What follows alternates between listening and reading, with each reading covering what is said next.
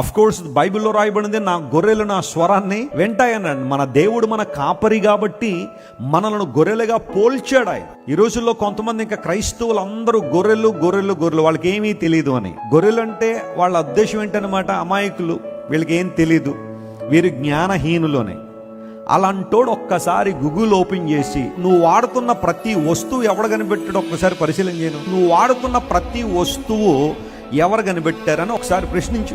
నువ్వు గొర్రెలను అపహాస్యం చేస్తున్న వాళ్ళే కదా అవన్నీ కనిపెట్టింది. నువ్వు వాడుతున్న ఫోన్ వాళ్ళు కనిపెట్టింది, ఇంటర్నెట్ వాళ్ళు తీసుకొచ్చింది, కంప్యూటర్ వాళ్ళు కనిపెట్టింది, నువ్వు వాడుతున్న మందుల దగ్గర నుండి ఆఖరికి బాల్ పాయింట్ పెన్ పిన్ను దాకా వాళ్ళు కనిపెట్టిందే. అంత కనిపెట్టినవన్నీ వాడుకుంటూ వాళ్ళు గొర్రెలను అమాయకులుగా వాడుతున్నావు అంటే అసలు గొర్రె ఎవరు? నువ్వు కదా, అమాయకుడు నువ్వు కదా. గొర్రెలను ఏ సందర్భంలో ఉపయోగించారంటే ఆ కాపరి స్వరాన్ని మాత్రమే వింటాయి. గొర్రెలు ఎవడ స్వరాన్ని పడితే ఆడ స్వరాన్ని వినవు, మా కాపరి స్వరం మాత్రమే వింటాం. Hallelujah. And our shepherd is our Lord and our God. మా దేవుడే మా కాపరి, మా ప్రభు, ఆయన స్వరాన్ని మాత్రమే వింటాం. కాబట్టి of course you are the sheep of God. అలా అని చెప్పి ప్రపంచానికి హాని చేసే గొర్రెలు కాదు ఇవి. ప్రపంచాన్ని కుల వ్యవస్థతో అణిచివేసే గొర్రెలు కాదు. మనుషుల మధ్య డిస్క్రిమినేషన్ తీసుకొచ్చిన గొర్రెలు కాదు. మనుషులను అనగద్రొక్కేసిన గొర్రెలు కాదు. దోచుకున్న గొర్రెలు కాదు ఇవి. దేవుని బిడ్డలు ప్రపంచానికి ఎప్పుడు దీవెనకరంగానే ఉంటారు. హల్లెలూయా.